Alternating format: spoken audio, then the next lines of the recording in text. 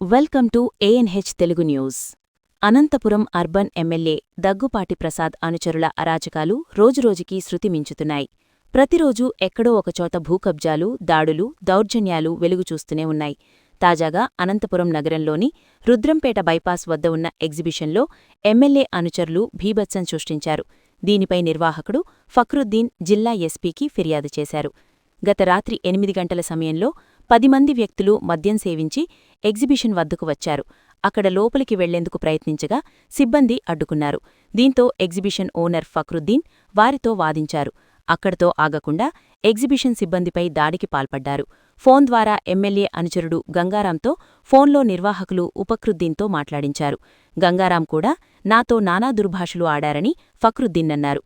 ఆ తర్వాత Hari, Samba, MLA gunmen Shaikshavali వచ్చి దాడి చేశారన్నారు. రాత్రి 2 గంటల వరకు వారితో పోలీసులు వారిస్తున్నా కూడా ఇలా దాడి చేశారన్నారు. ఉదయం కూడా ఎమ్మెల్యేతో మాట్లాడుకోవాలని బెదిరిస్తున్నారని, తాను గత కొన్నేళ్లుగా ఎగ్జిబిషన్ నిర్వహిస్తున్నా ఎప్పుడూ ఇలాంటి సంఘటనలు చూడలేదన్నారు. గత ఏడాది కూడా ఎమ్మెల్యే వర్గీయులు 10 లక్షలు డిమాండ్ చేశారని, ఈ ఏడాది కూడా 10 లక్షలు డిమాండ్ చేస్తున్నట్టు ఫక్రుద్దీన్ వాపోయారు.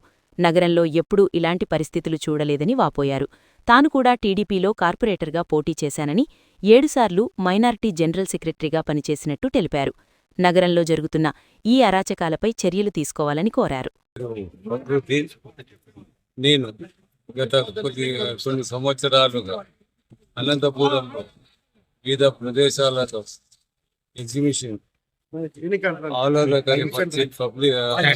పిల్లలకు పెద్దలకు ఆహ్లాదకరపరిచే ఎగ్జిబిషన్ నిర్వహించుతున్నాను. కానీ ఈ మధ్య పోయిన సంవత్సరం నుంచి తీసుకుంటే అనంతపురం చాలా అప్సెట్లో చాలా డిస్టర్బ్ చేసుకుంటూ నన్ను చాలా భయభ్రాంతులను చేస్తూ వస్తున్నారు. అయినా దాన్ని ఎదిరించి, ఎందుకంటే అనంతపురం జిల్లాలో మన పెద్దలు, ఆఫీసర్సు, నాయకులు, ప్రజలు మద్దతు నాకు ఉన్నందువలన ఏదో దేవుని దయతో పోయిన సంవత్సరం నిర్వహించాను.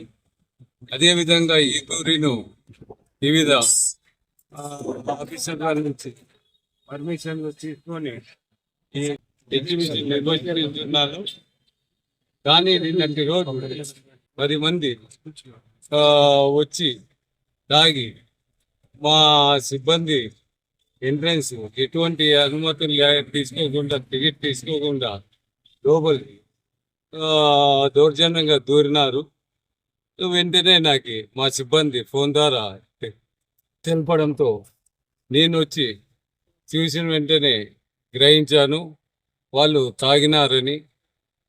పిలిచి ఏమన్నా ఇది పద్ధతి మీరు చేయడము, ఇది ఎగ్జిబిషను, ఇది కుటుంబ సభ్యులు, పిల్లలు, పెద్దలు అందరూ వివిధ కుటుంబాలు వచ్చింటాయి, మీ కుటుంబంలో వస్తూ ఉంటుంది.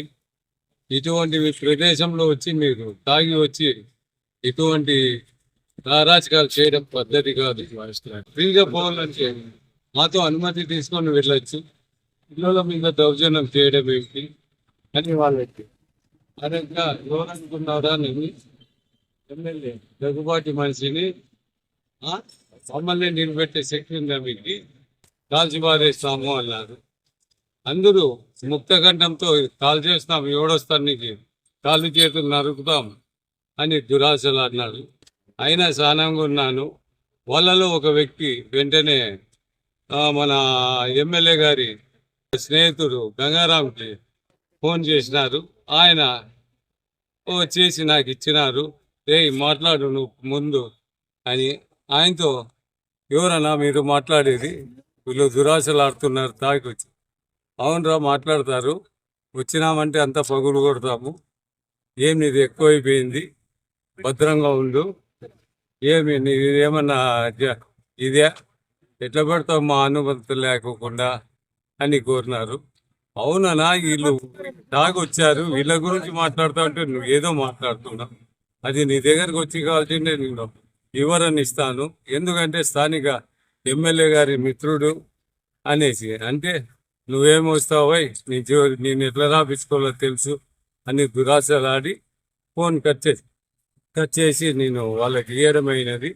వెంటనే మా సిబ్బందిని దురాశలాడుతూ మా అన్న కొడుకైన నా ఇంట అప్పుడు వాళ్ళు ఫోన్ చేసినప్పుడు మా అబ్బాయి మరియు మా అన్న కొడుకు జవరోల్ భాష ఉన్నారు.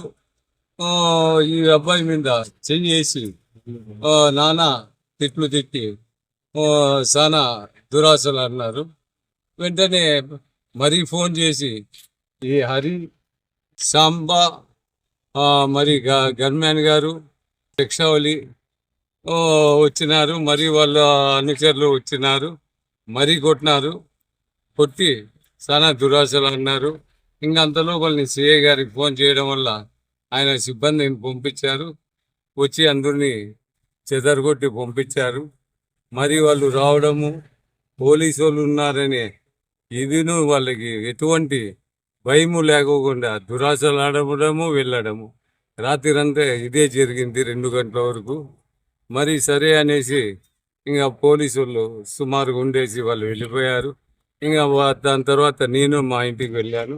మరి మార్నింగ్ వస్తే నన్ను దురాశలాడి అన్నతో వచ్చి సెటిల్మెంట్ చేసుకో ఎమ్మెల్యే గారితో, లేని పక్షంలో నీకు బాగుండదు.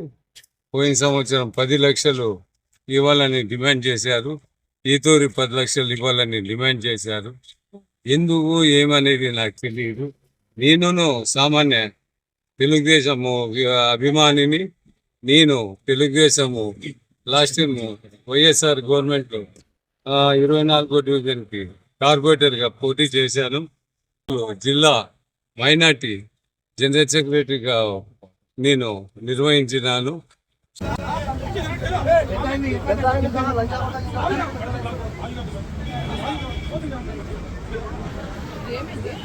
టికెట్ తీసుకుంటుంది